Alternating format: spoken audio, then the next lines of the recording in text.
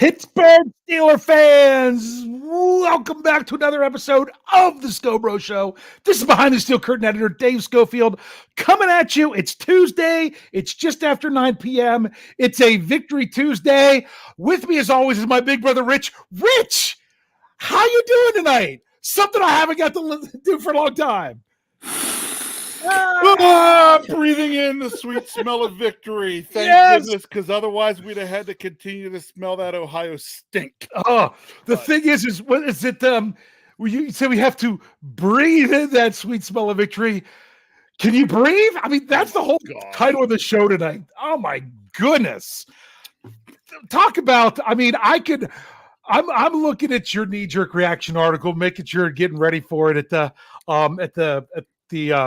as the game's winding down, and I'm seeing you type bullets, and I'm seeing them go away. I'm seeing you. I thought about leaving them in there, and then said, "And I got that one wrong."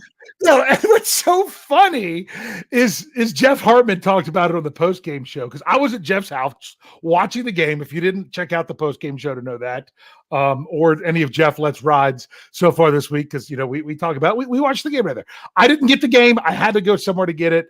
I was at Jeff's house. I'm going to be at Jeff's house again this week, and we're trying to see if even Bad wants to join us there, just for some good old Steeler fun. Only because Bad had to talk to himself on the post-game show, since he had to watch the game by himself. So. Yeah, he did. Well, the last time I went to Bad's house for a game, he paused it and was 20 minutes behind.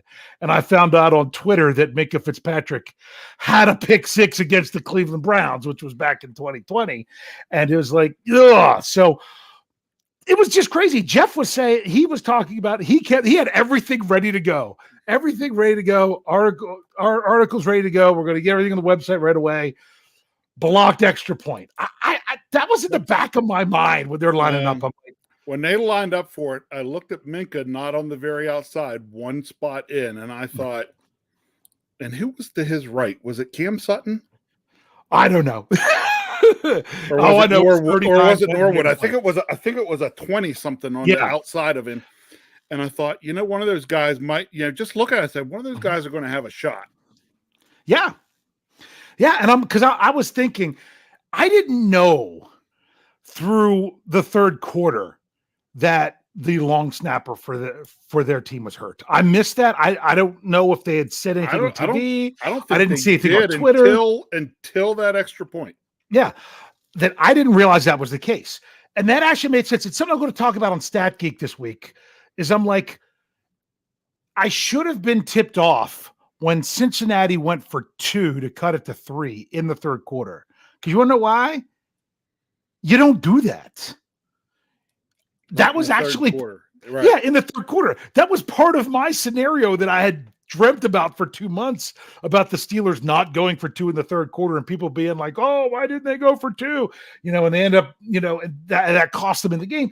And because you don't do that then. You don't chase the points then. And the reason you don't chase the points then is how everything could still continue to play out. The last thing you want to do is not get it and have that really put you behind it later in the game. Yes. You don't need to do that.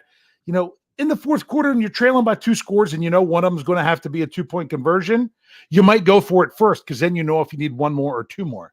This was to cut it from 3 to 4. But, they're aggressive. Cincinnati's aggressive. But what I couldn't believe even more than that was in the fourth quarter when Cincinnati was down 6. We're already diving into this. We got some other news to talk about. But real quick, when they were down 6, it was lining up to be like on that when they went for it on fourth down, it was like 4th and 5, 4th and 6. Yeah. That would have been like a 54 or 55-yard field goal. Right. And I'm like, people are like, oh, well, they got to go for it because they're down. I'm like, no, you're going to get another possession. You kick this field goal now, you're only down a field goal the next time. But then finding out about the long snapper, that made sense. Then it made sense in that, because it was a borderline decision. Are you afraid you'll never get the ball again in the fourth quarter? There was a lot of weird stuff with how that played out. We'll dive into it. First, let's get into some news. Coach Tomlin had his press conference today.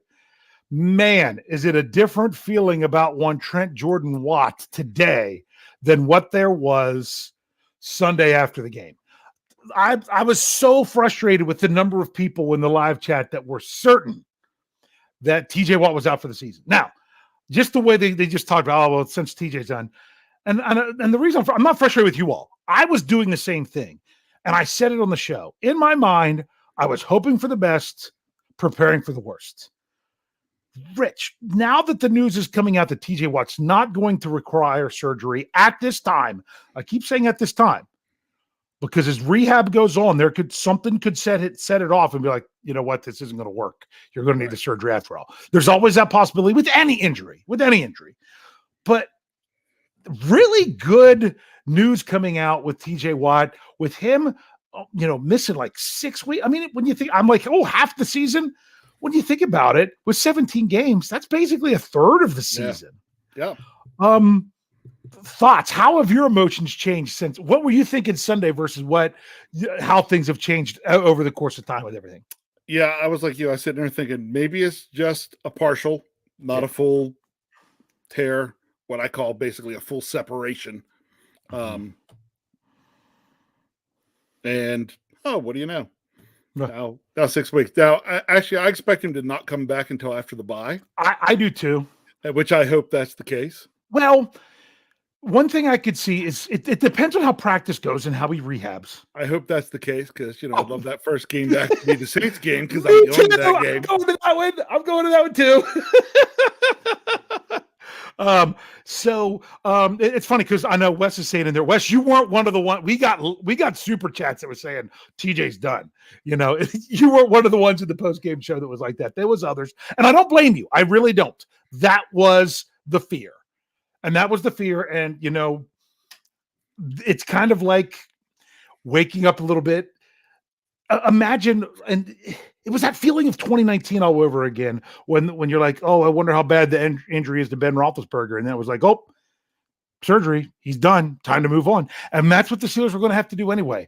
But knowing, hey, if you can weather the storm and you can do some really good things now just for part of the season, and you can get the defensive player of the year coming back, yes, this means that the likelihood of him repeating in that role isn't going to be as much because of time missed. Is he going to break the sack record this year? Man, would that be a feat if he did it, if he has to miss that many games. But still, forget the accolades, just the notion that what he can do for the Pittsburgh Steelers during games, how great that would be. That would just be great news. Yes. Which then made how do I put some of these things? There was a tweet that went out yesterday by a certain Pittsburgh, air quotes, sportscaster, saying that, oh, see what I said? We should have left him on the franchise tag. Oh, woulda, coulda, shoulda. You've got to freaking be kidding me. Yeah, I'm glad I didn't see that. It must not be a real Pittsburgh sportscaster, or else I'd follow him on Twitter. So yeah, because that's why it was in. Okay, gotcha. Good. Air quotes. Air quotes. Yeah. They consider themselves that, and yeah, I know. I think someone gave away who it was in the live chat. That's good. Yeah, they did. Yes. So several people. Yeah. So that's the thing. Even if TJ was gone, it's still the Pittsburgh Steelers and it's still next man up. But that whole thing of there's a difference between, hey, we're next man up. This is what it is. This is what we're pushing forward to, weathering the storm. Yeah. Weathering the storm. And then, because imagine this defense. I'm looking at what they could be doing over the next few weeks. And if this defense comes out and plays elite, and then you add someone back to that, that's just huge. Well, that's just one part of the news.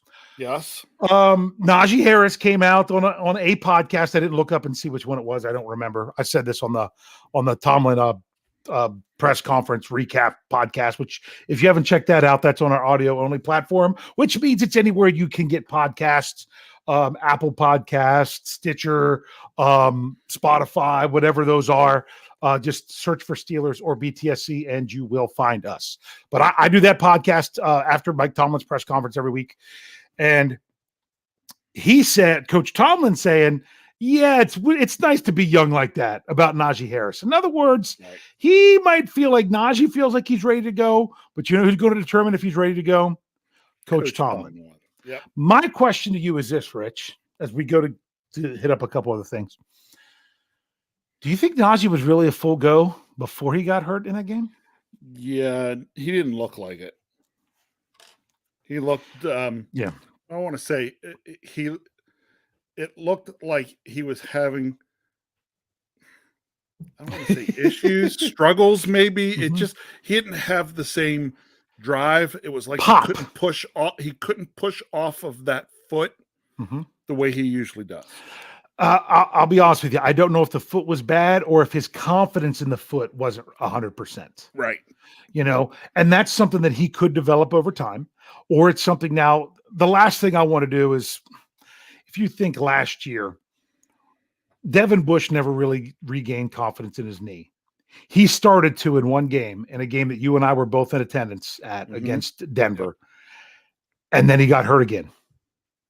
And I think it kind of wrecked, you know, even if it's not a conscious, you know, in his subconscious that you're not confident in that. Sometimes you can do that. But it's not Najee. We'll see what Najee can do. We'll see how the week progresses. You gotta stay tuned to the injury report and all those good things. Didn't even mention Levi Wallace, who left in the third quarter. Not even mentioned in the when he went over the injuries, and then nobody asked about him. Kind of surprised that one because he didn't return to the game. Mentioned Mason Cole, who did come back to the game, but he's dealing with an ankle. And honestly, the way Coach Tomlin did that, that's basically saying, yeah, he might not be a full participant earlier on the week, but we'll see. So, other quick news before we dive into more of our trying to catch our breath is that the Steelers did make 2 moves in regard to their practice squad. One of them you knew was coming. Coach Tomlin even basically said it was coming because they said, "Oh, you're going to have to do anything to cover for TJ Watt being out," because Coach Tomlin definitely ruled him out this week, and he says that's all the further he's going for now. I get it. That was a smart way to do it. But Coach Tomlin said that, you know, we're at least got to add somebody else for practice because if you don't remember, good old Hamilcar Rashid is actually went on the practice squad injured list. So he's not even on the practice squad to practice now. So they were down an outside linebacker from the practice squad, and now they're down an outside linebacker from the 53. So you've got to at least get one more in there for practicing, and they did that. They signed outside linebacker Ryan Anderson.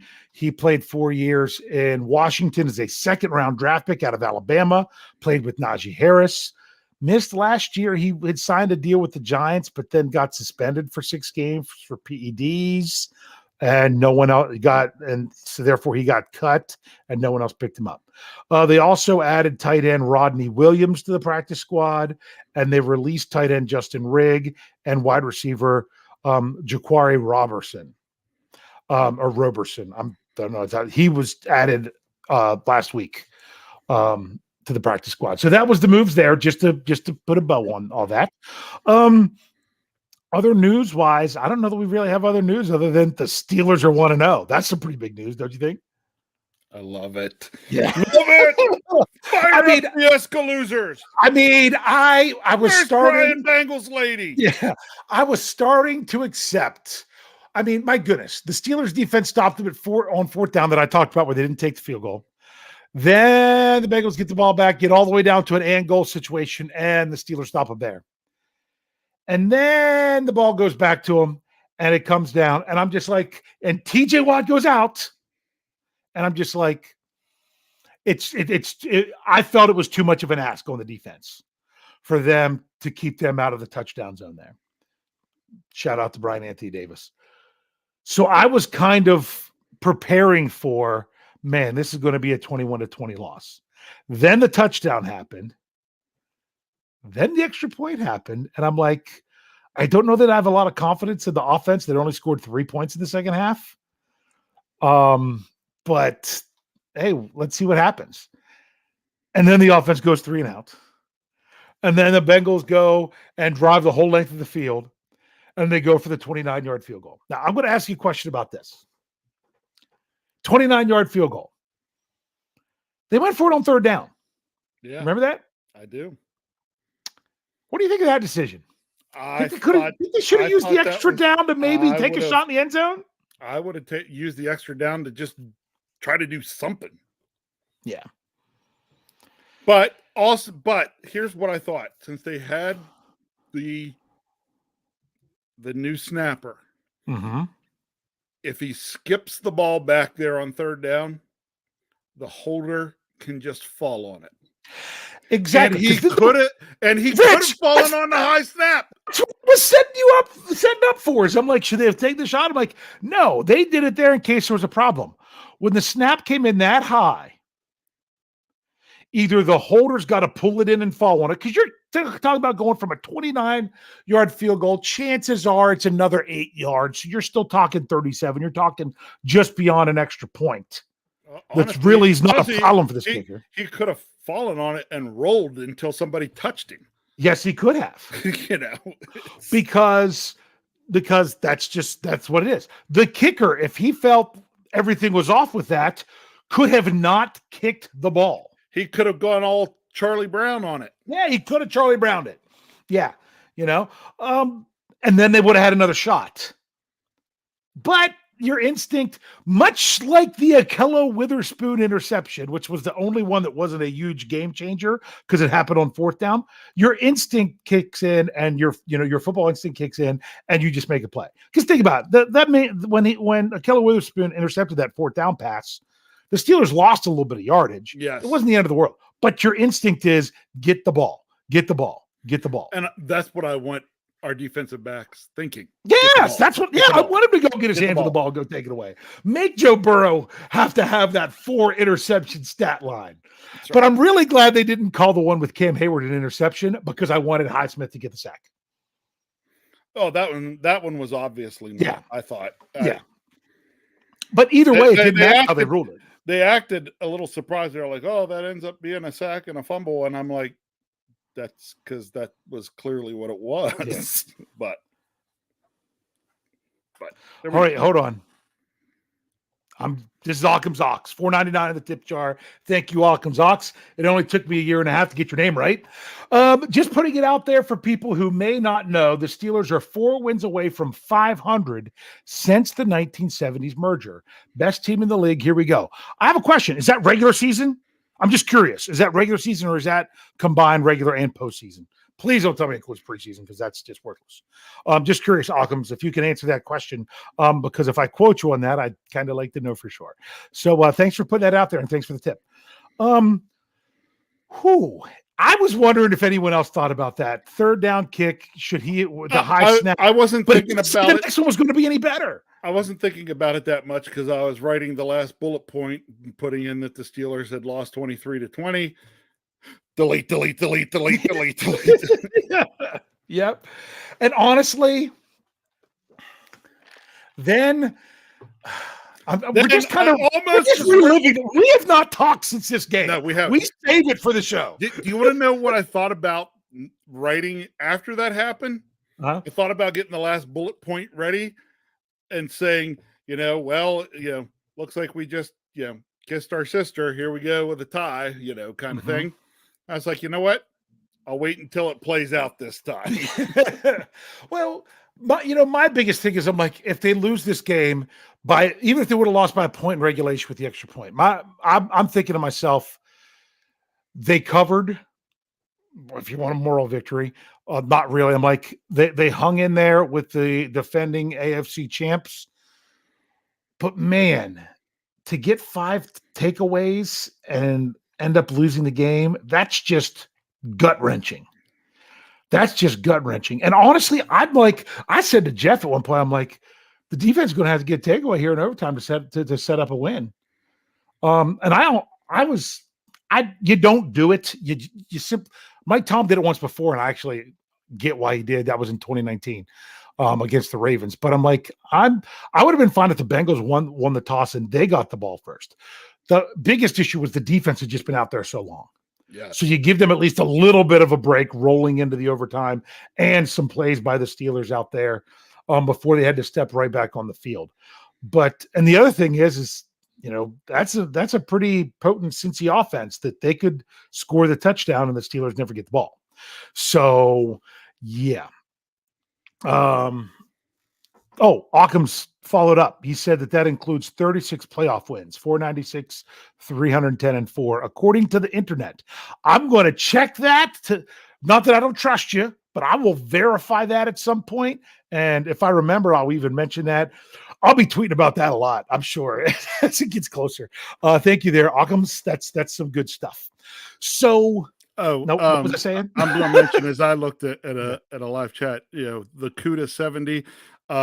I did not see that my game thing was on the MSN main page, but it has been before, as have a lot of other articles from BTSC do it, pop their way through on the MSN main. And honestly, if you're wondering, we're like, well, what's the article they talk about this? If you're not checking out BehindSteelCurtain.com, what are you waiting for? That's one. Two, Rich, I did not read the comments because there was 270 of them. Gosh, I did not. So yeah, sometimes that article gets a lot of views. Sometimes it gets a lot of interaction from the community with the comments. But I will, if you guys aren't wondering, it's the knee-jerk reaction. It's basically stuff Rich would say to me on a podcast if we were going live during the game. Put in an article for you to read. That's what it is. So, boom. So, yeah, just so many thoughts going through the mind as I played through. Here's something. I'm going to be looking at some certain plays and some other things that I'll talk about on Stat Geek Thursday. So and the numbers and stuff behind them. There is one thing that I want to make sure people understand. There were some people out there on the Twitterverse. I didn't actually see it unless a Pittsburgh reporter or NFL reporter also commented on this.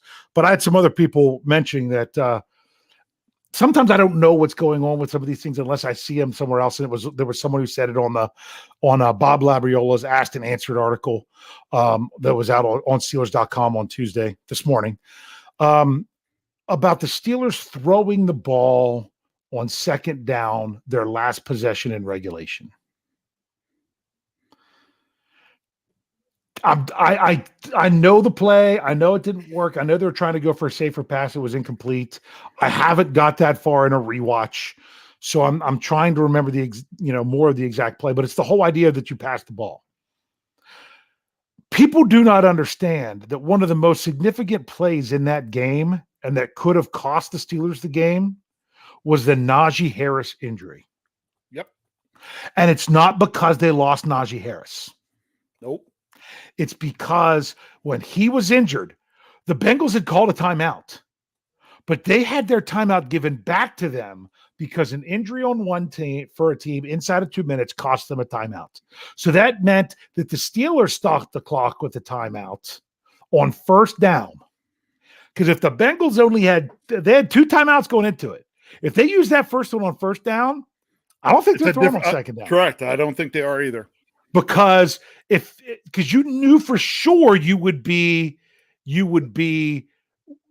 gaining another 40 seconds off the clock because they'd be out of timeouts. Now, what the pass on second down did because of that situation, it allowed the Bengals to hold on to one of their timeouts going down the stretch. Whether or not you think that's worth it or going for the first down is more important, to me, if you're talking about them having one timeout versus no timeouts, or if you're taking a shot for a first down, I'd rather take the shot for the first down. That's me. I think that the thought was the Bengals are going to be ready for the run. Let's see if we can get one of our quick hitter passes, get about 7 yards, keep the clock running, and give ourselves a makeable third down. Yeah, because honestly, what I thought was good is trying to get the ball to somebody more in space, even if it was a pass behind the line of scrimmage. Don't care. Get it out on the sidelines in space or something of that nature in that setting, because you know what happens when teams are selling out against the run. Look at what happened with the Steelers on the 4th and 1 play, where if a player can get away from the space, like Joe Mixon was able to get through that space and get that big run down inside the 5 or around the 5. That's the kind of things that can happen if you can get in space when teams are selling out for something of that nature. So I understood why they did it. And because of that injury to Najee and the whole notion of the Bengals didn't have to use a timeout there, the clock was going to be what the clock was going to be, whether they passed it or ran it. The only difference was going to be the timeout. So just kind of keep that. And honestly, I think a lot of people here in the live chat realize that. They caught that too, which is good stuff. So here we go. We've got another one, another $4.99 in the tip jar. Thank you very much from Justin Gall. Justin says 4 for 15 on third downs is the killer. Why can't we just avoid third down altogether? That is interesting. That's something I'm going to outline. I outlined it in my By the Numbers article, and I'm going to talk about it more on the Stat Geek podcast Thursday morning. The Steelers actually, they won first down when you compare their offense to the Bengals offense. Now you're like, wow, they had a lot of times on first down where they didn't gain much. That's true. But the Steelers did also have some pretty big yards on first down. And as much as third down conversion, you're right on, Justin. You've got to, Jeff Hartman talks about it all the time. You've got to be over 50% to feel like your offense has done something. He does that often with his winners and losers. Is it the third down offense? Are they a loser because they're under 50? Or are they a winner because they're over 50? But the best thing you can do for your third down offense is leave yourself in a manageable third down. And the Steelers, I think what let them down was second down. I'd have to dive into a little bit more, but you're exactly right. That third down conversion rate has got to be better. Ooh, Rich, any more of the catching your breath, taking years off your life, anything specific you want to bring up before I dive into it even more and then you turn the page? I've really watched the live chat and seen some things, about how Minka really balled out. Minka for Defensive Player of the Year, things like that. Besides Minka and TJ, there was another guy who I thought just absolutely balled out the other day on the defense. And that would be third-year player Alex Highsmith. The guy had a 3-sack game. That's half his sack total from last year. Yes.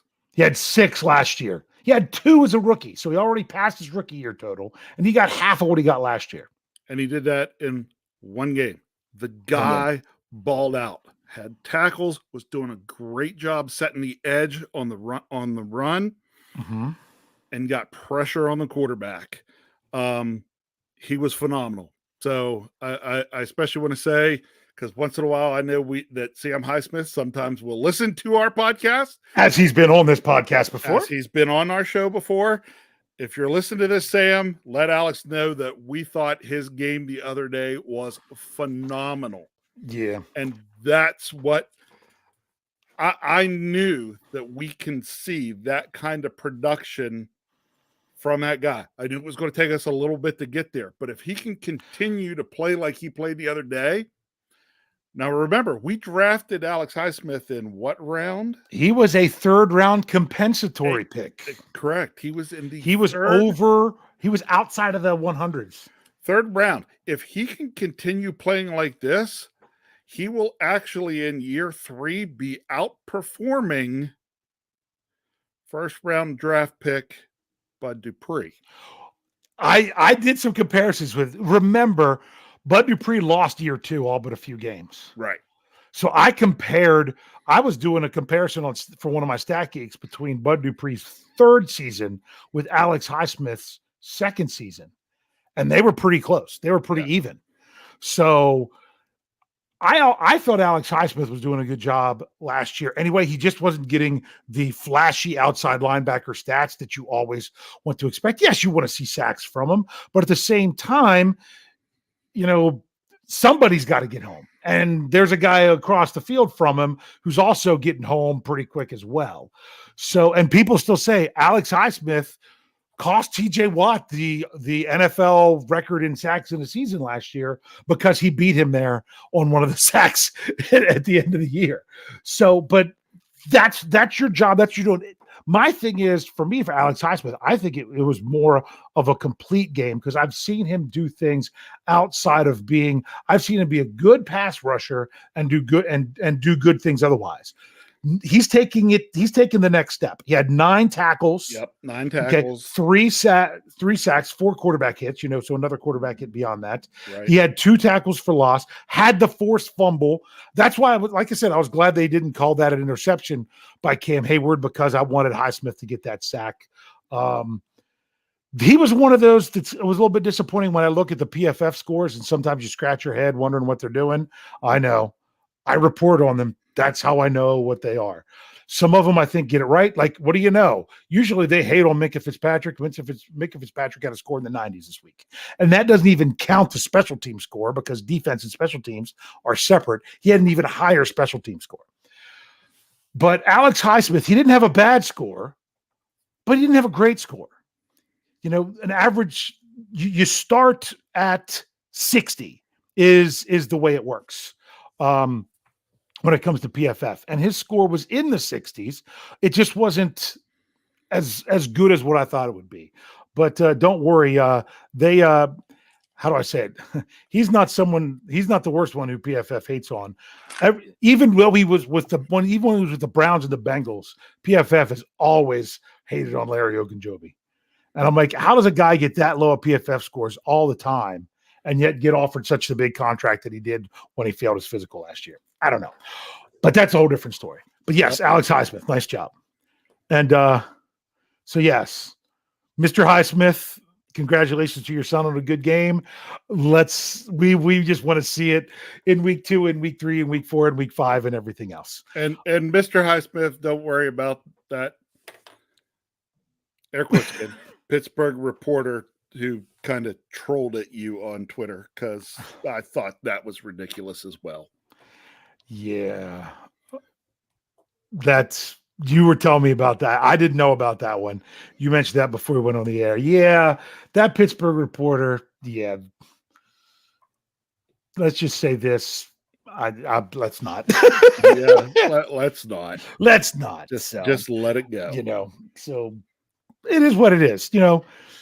When you have experience in professional wrestling arena, I mean, not necessarily wrestling yourself, but in that industry, sometimes the heel just comes naturally. You just got to. Yeah. So if you want to say heel, I thought it was a different word. This is a family show. No. Okay. I tell you, what do you think of the doink heard around the world? I mean, that was a bong from 55 yards. I was trying to explain it to Jeff. I'm like, did you see the movement on that thing? I'm like, that's like it was a knuckleball. It was like the knuckleball line drive in slow pitch softball that the left fielder can't even get a hit almost right at him and can't get a play on it because the ball's diving up, down, and all around. It was crazy. It looked like it was wide. Then it drifted back into good and then drifted back out to doink it. Honestly, if I think it would have been good from 53. And who knows if it was from 65, because it probably would have been good from 65. Oh, it would have been How good much more by the time it got there? The thing hit almost 3/4 of the way up the. I know. It was at least 2/3. Yeah, upright. Yeah, that was pretty good. It was crazy, but yeah, doink. Yep. Hey, thanks, Mean Joe. He's got $5 into the tip jar for us tonight. And he's like, how sick is hearing media, blah, how badly Joe Burrow's played. Or he didn't say Joe. Burrow played, as if somehow the Steelers' insane defense had little effect on that. Yeah. As Jeffrey Benedict said on the cutting room floor today, Minkah baited him into that throw. He did. He baited him into that throw. And you know what Joe Burrow did the rest of the game? He found number 39 and he went somewhere else. Yep. Yeah, that's for sure. I mean, sometimes there's turnovers and sometimes there's takeaways. They're really they're the same thing, but you know that they're not really the same thing. Like, for example, when the center just has an awful snap to the quarterback and the defense jumps on it, you got the takeaway, but that's a turnover. Yeah. That's a turnover. Honestly, all 5 of them for the Steelers, takeaways. Yes. Agree? Yes. They were the defense forced them all. It was not so much misplayed by the offense. It was excellent play by the defense. Yeah. Yeah. Yes. And it was just very nice, very refreshing. Some people had mentioned Devin Bush in here. He's still got a low PFF score, but I don't know. That's the best Devin Bush that I've seen for a long time. When I saw him pursuing run plays to the sideline, that looked more like the Devin Bush I like to see. Yes. I'm not saying always that he's got to continue to get better. Yeah. But yes, it was that was really, really nice. But that defense, man, you were wondering, can they stop the run? Are they gonna? That was everything that you asked. Now people will say, oh, look, they gave up 133 yards, but that was on rushing. Yeah. 133 yards rushing on, what was it, like 39 I got it right here. Let me look. 34 carries. 34 carries. Kept them under 4 yards a carry. Yeah. And take away that 4th and 1 run by Mixon. And yeah. Well, that's true. But you know what Coach Schaum said? He's like, you can't take it away. No, you can't take it away. No, you can't take it away. But I understood why that bumped that average up a little bit. But I understand. We took a gamble and we paid for it. You take away that one, and Joe Mixon's line is 51 yards on 26 carries. Yikes. Yeah, under 2 yards a carry if you take that one away.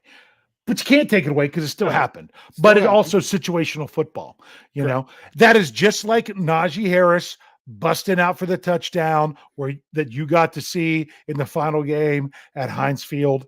Yes, it was the Heinz Field then. Last year, when you sell out for that to make that play, sometimes when you get through, there's really no contingency. Yeah. So, and remember, Joe Burrow had 47 yards rushing. So, and none of those were on design runs. So those were on plays that were supposed to be passing plays. So, and he would get pressured. And almost all those, he would get pressured, see that the Steelers were in man. Yeah. And that's how he was then made. Yeah. Yeah. So I want to come back to Boz because we started that, had the 55-yarder, then to come back and just to shake that off like nothing and say, and honestly, other than a block returned, there was the pressure of that kick at the end was like, it's not like they lose. They either win or they kiss their sister, right? Exactly. Yeah. So either win or kiss your sister. So, which, in case you missed that reference, that means that they tie. I was settled in for a tie. I really was. Do you think the Bengals would have gone for the super long field goal if it wasn't for the Millette sack? Oh, I would have if I was them. Even with the bad long snapper? Yes. Yeah. Go for the win, baby. Go for the win. I mean, come on, think about it. I didn't see exactly how it played out because of everything going on for the Steelers, but didn't the Texans punt the ball around midfield at the end of overtime? Yeah, something like that. Yeah, they did something. I mean, I didn't even watch highlights because I didn't care. Although that game, which I had to go back to that game a little bit, made a big difference with a lot of people.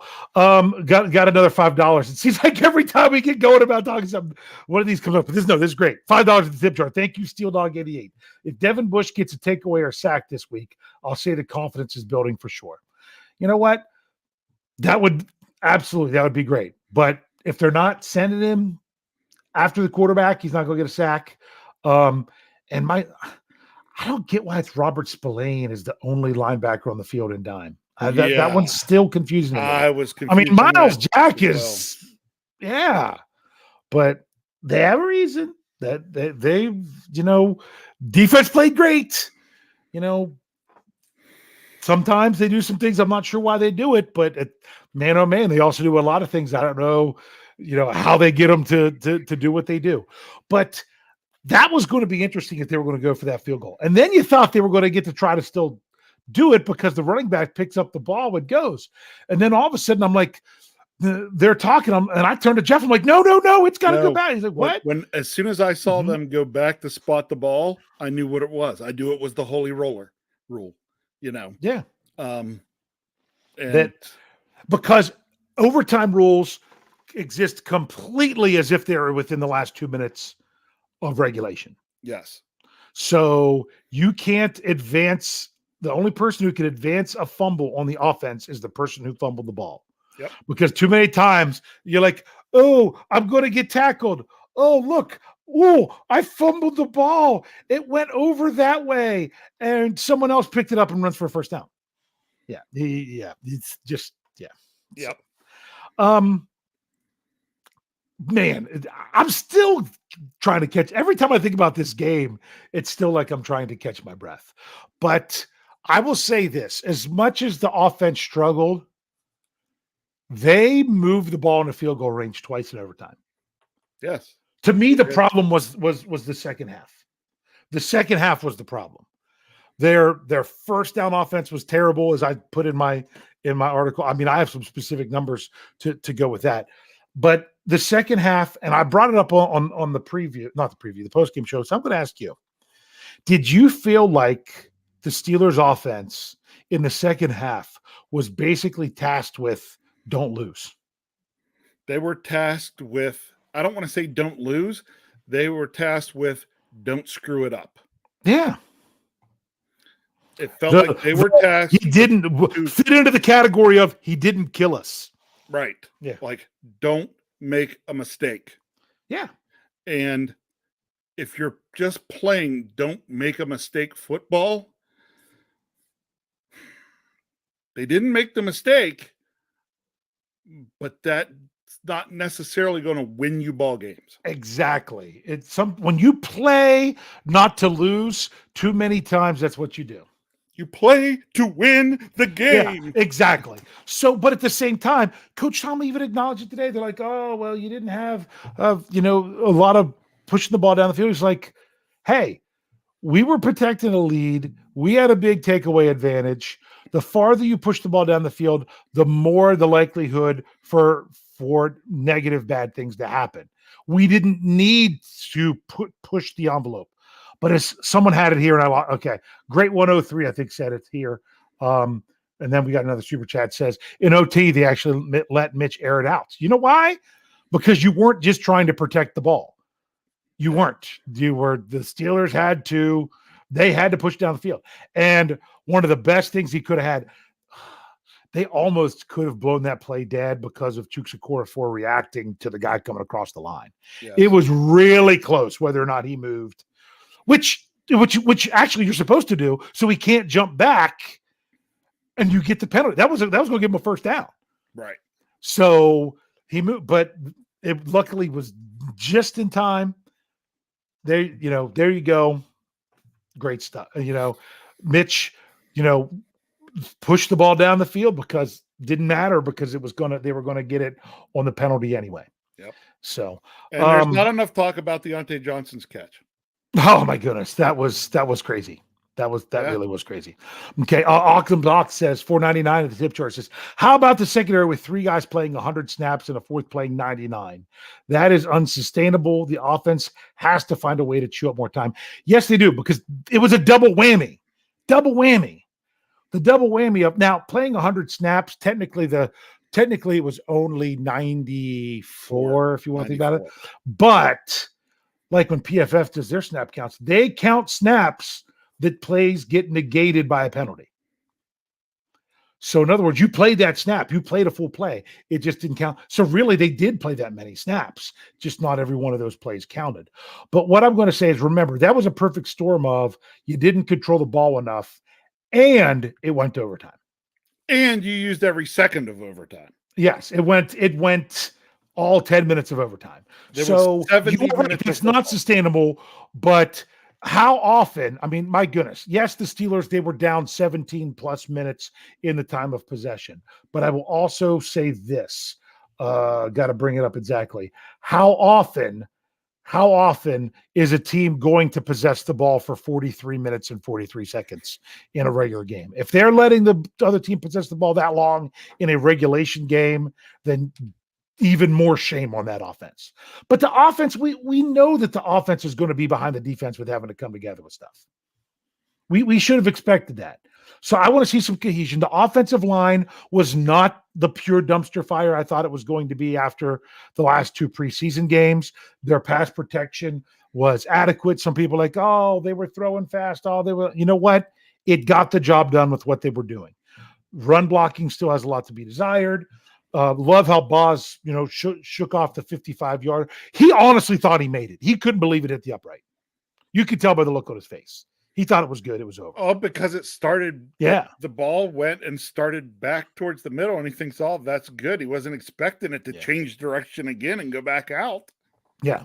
So here's something that was some people were saying. Mark Tobin says this. He says, Mitch had Pickens wide open. Other people were saying, oh, Pickens was running wide open every play. Someone, and you're fine if you completely disagree with them, I don't mind. Someone who doesn't agree with that was PFF, because Pickens had an awful PFF grade. The only one who they had worse than him was they had Jalen Warren worse, which was really dumb because they had him with a really bad pass blocking grade. And he only played 6 plays. And I put in the article how Brian Baldinger did a breakdown of 2 of those plays where he just blew the guy up. Pancaked. Yeah. I mean, just knocked guys to the ground. Yeah. I mean, just like super impressive. Jeff Hartman shared one of those plays on Twitter after the game. That's not just, those 2 plays weren't just a win at block. That was annihilation at block. Yes. Yeah. And getting back, got to get back to the original thing about Pickens. But yeah, Jalen Warren, I thought his grade was not deserving. George Pickens, I don't know if it was or not because I wasn't following him enough. I really wasn't. But for him to have that grade means that he wasn't running wide open, or else he would have got a higher grade, even though the ball didn't come to him. I don't know if it really did or not. Like I said, I focused more on the offensive line, so I really didn't see if he was or not. So don't know. There was something else I was going to say along in with that. Was it Jalen? Oh, did you hear Coach Tomlin's? You've got to know. Did you see where I put it in the Slack channel? Coach Tomlin with the quote today, the press conference about Jalen Warren. They asked him about Jalen Warren and and what he thought of his play in his first game. And Coach Tomlin said, this was the words he used. You know what? I could even bring up. I'm not going to bring up the quote. He said, he didn't urinate down his leg.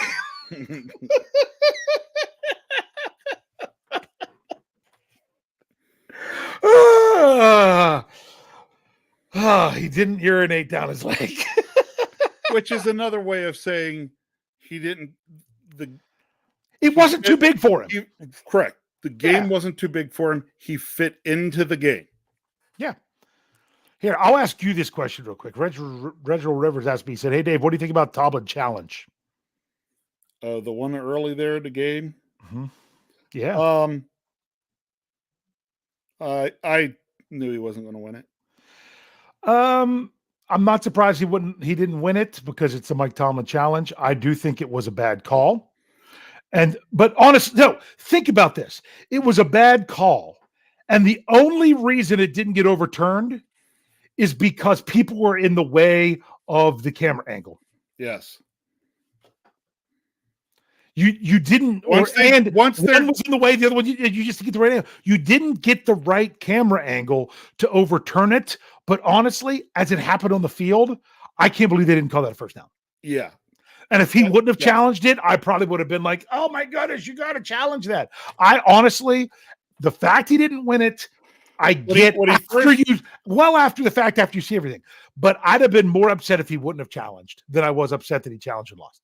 When he first challenged it, I thought he was going to win it. Then they started showing replays, and I couldn't get an angle for them to see. And I said, they're not going to have the evidence to overturn it.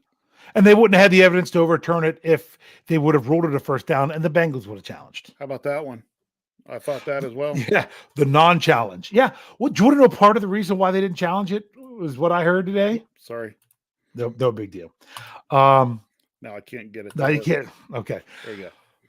Part of the thing was Jamar Chase did not think he was in. He didn't think he was in. Right. He didn't turn and say to them, throw the flag, anything like that. Yeah. Yep. We are really running later, but it is in season. So we do go a little bit later when we're in season because we haven't turned the page yet. Do you wonder why? There's a reason we haven't turned the page yet to the next game. This is our turn the page show. Usually we talk about the last one, then we look forward to the next one. But it's early in the season. And Coach Tomlin said it best going into last week. He says early on, it's more about yourself and you doing the things that you need to do than it is everything about your opponent.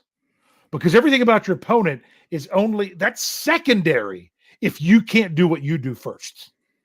And they're still in the do what you do phase. So anything else from this game you wanted to mention? So I'm move on to the next game. Yeah, right. We're on to New England. We're on to New England. Yeah. See, I mean, this is. I didn't get to watch any of that game. Of course, I watched. I caught a couple highlights, but I'm just like, I'm still flying high off this game. I still can't believe what I just saw. It's a game that the Steelers should have won handily. They didn't. Then they come back and still managed to squeeze it out, and really had to have some huge plays in order to do it. You don't get that all the time. So now they return home to the friendly confines of Acrisure Stadium. It's the home opener. They're taking on that team up north. And kind of Coach Tom was asked today about, he's saying this is the first time you're going to get where it's not Brady versus Ben. I mean, there was the year Brady was out and stuff like that, but I mean, still, it's Brady versus Ben. And it's not that, but then Coach Tom's like, well, we never looked at it that way, which is true. You go out there and it's not about those guys, but it's different. But Coach Tomlin said they're a team in transition as well, but they're going to do what they do. So it's just different guys doing it. I don't know most of the guys on their team, honestly. They're not guys I'm familiar. The Steelers haven't played them since 2019. They haven't played them in Pittsburgh since 2018. I was at that game. That was the Joe Hayden interception game. That was great. So what are your thoughts on this one before we roll into the end of the show here? Okay. My thoughts on this one. I'd like to start off by saying Jesse James caught that ball. Yeah. That was 2016. 17. Yeah. Let's see. Going into this game, it looked like maybe they weren't going to be facing Mac Jones. Now it looks like they potentially are going to be facing Mac Jones. I don't care who the quarterback is from New England. We just need to get after him and hit him, whoever it is. And let's see what we can do from there. Was surprised at some of the plays that the Patriots defense gave up. I don't think their defense is anywhere near what Cincinnati's defense is. So I'm going to be interested to see what the offense can do against that. Mm-hmm. Here's my question. Is the Miami Dolphins defense better than the Pittsburgh Steelers defense? No. I don't think they are even without Trent Jordan-Watt. So my thing is, everyone's like, oh, well, the Patriots offense, they're going to be going against a better defense. Yeah. Can't believe the Patriots are opening up with 2 road games. About time. They struggle going to Miami. Even when Miami was terrible and they were the Patriots, they would still, I still think of that crazy lateral play, and they had Gronk out there trying to make a tackle for don't know why, or because it was like a Hail Mary. It was crazy. They've had some crazy games that they shouldn't have lost down there. But yeah, So that's it'll be interesting to see. I don't really know what to expect. They're not as known of a quantity as what the Bengals are. Right. So as I say a lot of times, I'll pound this to death on Stat Geek. Week 2 is when week 1 gets put into perspective. Teams that you thought were going to be good and they lost, then then for example, were the Bills that good or were the Rams that bad or was a little bit of both? You know what's going to happen this week? You're going to get more perspective on that. Yes. I've said that every year that I've been with BTSC. So that's good. I'm happy that it's going to be in front of the home crowd. I can't wait to hopefully through the television hear Renegade again, ready for all those things. You have anything else you want to say before we close up with the big question? I know we said that, or you were talking about Coach Tomlin saying they never looked at it as Ben versus Brady, but with the two of those guys not there now, I feel the game has a very different luster about it than what it used to. Yeah. It's kind of like the last time the Steelers played the Colts. It wasn't Peyton Manning. It wasn't Andrew Luck. It just felt different, Oh, so was still Old Man Rivers, but yeah. Did Old Man Rivers play in that one? Or I'm still thinking of the Jacoby. I'm thinking of before that one. That's right. I guess they did play Old Man Rivers. Oh, that was the one. That was 2020. Yeah, you're right. Hey, before we go on and we get to the big question, we've got to give an update. This is the show we give the update. Yes, please give the update on the Survivor pool.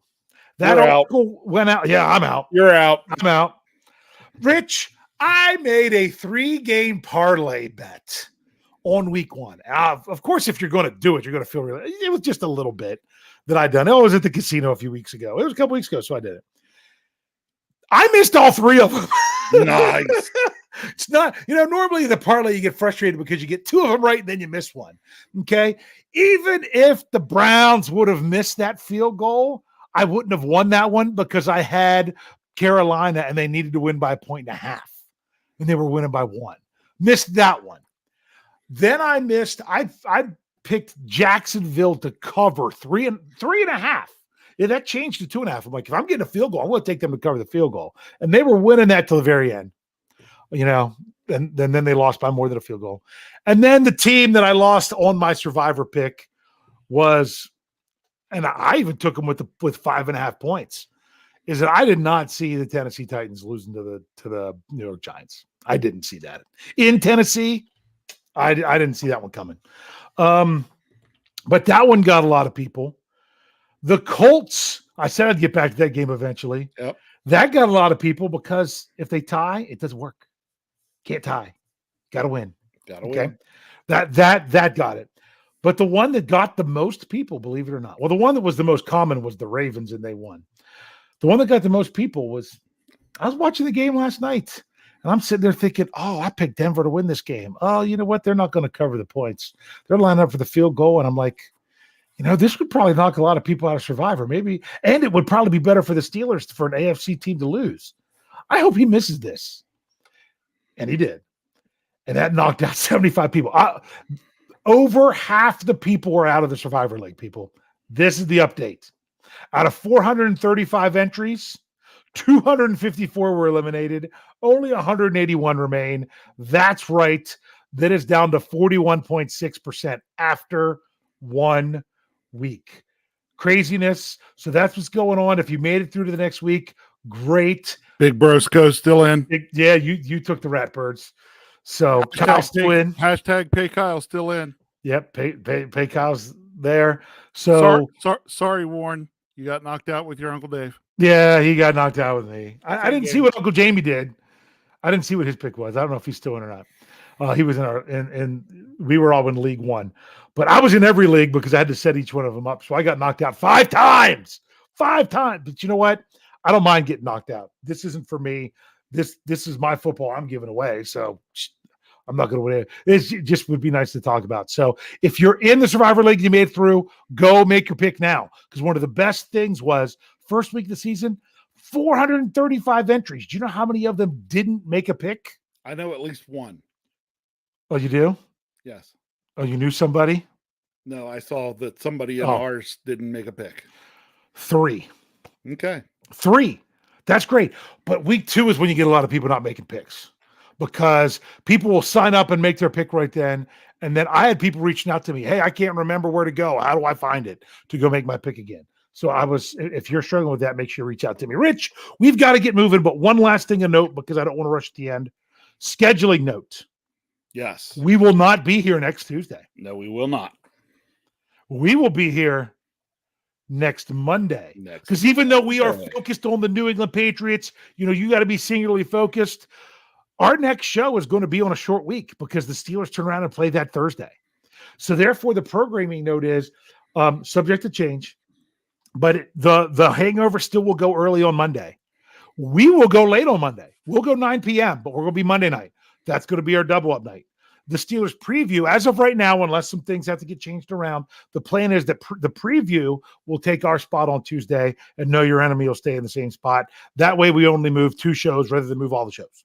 So, and that's how that's going to roll. Rich, you've got to be ready. We're already over an hour, so we've got to get going. I know everyone else here would love it. They say, "Hey, give us more time," but we've got to be respectful of this. Rich, what is your score prediction for this Sunday at Acrisure Stadium against the New England Patriots? The Steelers are currently, it's moved between 1 point and 1.5 points. They are underdogs to the 0-1 Patriots coming in here. All right, well, let's throw us in. I'll make my pick. All right. I think the scoring stays relatively low. I'm going to pick the Steelers this week. Steelers 23 and Patriots 19. 23-19. I have the scores popped up in the live chat for you to put yours in. If you don't put a team, then it's the Steelers. If you don't think it's going to be the Steelers, I'm tempted. Last year, I picked the Steelers to lose week 1 and they won. Then I picked them to win week 2 and they lost. I might have to just switch it up just so I don't mind being wrong. So I'm still considering how I'm going to go with that one. Okay, Steel Dog 88, he has 26-10 Steelers. Steelers Pittsburgh 13-3 Steelers. Oh, that's an interesting one. Steeler Chick 46, 17-14 Steelers. Reginald Rivers 27-20. I'm not even going to say Steelers for those that are Steelers because we just got to move through them. Lifelong Fan 07 also has 27-10. I thought that was 20 there for a second. Okay. John Butte. Butte? Isn't she a Butte? Sorry. She a Butte. Has 17-10. Our beloved team. Thomas Riley has 27-17. Brian Brown has 16-3. Also, curious. We'd have to look. I didn't look back to see if anyone had 23-20 Steelers. Don't know if anyone had that or not. Just was curious. Okay. Pedro has 21-7 Steelers. Occam's Ox 24-17. Claude Bishop has 20-13. He thinks the defense is getting another touchdown. That would help a lot. John Funker says 27-17. George OTJ says 30-13. Mean Joe, pitcher's duel, Steelers 5-3. Nice. Jennifer has the Steelers at 23-7. Outside Steeler fan has 24 for the good guys and 7 for that team up north. George Rice says 13-6. Robert Lucky says 27-10. That's not the first time we've seen that one, which is so we're that one's our mode so far. I think 24-10 Steelers by Bart Mackey. Jeremiah Yoder says 34-9. It's been a long time since the Steelers scored over 30 points in a non-preseason game. Yeah. And that was in a loss last year. Nate Van Slyke has 24-20. There's another one of that score. Shane Giggles has 19-13. What was yours? You said 23-19. 23-19. I know you had a 19 in there somewhere. Okay, help me with this. Rands 87, IROC Z. Yeah. All right. 31-17, Stillers. Okay. Tony Ringor, 23-17. Yeti has 23-17. Okay. Patricia Constaneda has 24-17. Sherry Richards, 16-14. That's an interesting one. I like that one. Another 27-10 from McEldew. Faustino Flores, 17-16. Okay. Don't do that to my heart again. Yeah. Okay. Jesus Tamez, 2-1. Sorry, this is not the Canadian Football League where you could score 1 point. Joseph Donovan has 31. And this is American football. American football. Not you can play 120 minutes and end up in a 0-0 tie. Yeah. Christopher Hockenberry. I said the last one, right? Yeah, I did. Joseph Donovan's 31-21. Christopher Hockenberry, 17-7. Okay. I'm going to bring this up just because it's true. Jennifer says, please, no injuries. That's right. Hey, Tim. No, we don't get to talk about his. Why? Because he gets a hold of me yesterday looking for a weather forecast to decide if he should go fishing or not, because I'm known as the weather guy. I give him my forecast, tell him to go fishing. He chooses to not listen to my forecast and not go fishing, and he missed a great day out on the water. All right, Tim Pratt the second, first one going with for that team up north. Yes, 20-9 with the Steelers losing that one. Great one, 03. He has 16-10. It skipped on me. I know Kathy has one there. There it is. Kathy. Hey, Kathy, thank you for the book review on Amazon. I really appreciate that. I will be trying to get a hold of you to see if I can do a signed copy for you. Kathy Ford has 21-18. Kyle Johnson, 23-21. There's a Steelers soccer team. Jared Thompson, 20-17. Tim says hashtag SCOcast. Yes, so there we go. Lots of interesting scores, lots of them in the 20s and lower. If the Steelers score the 20s again, I think they'll be doing all right. I think the key is this defense has to keep teams at 21 or under. I think is what's really going to. And even that still doesn't mean that they'll win. I think that's good. Oh, there's Evan Giles has a 14-10. Another one comes in there again. So, hey, thank you all for listening. Thanks for tuning in. We really enjoy spending this time with our Steelers family each week. And just thank you for the support of Behind the Steel Curtain. Just both the website and the podcast network. Mark Tobin says 23-10 Steelers. It's exciting. It's exciting. Just like last year where the Steelers got that week 1 win. Now they need to continue it, which didn't happen last season. This is a very, very, very important game to show which way do you go from here with this young team in transition. Rich, final thoughts before we get out of here. Time to come back in for some home cooking this weekend. It's going to be a game that should be easy to get up for against the Patriots.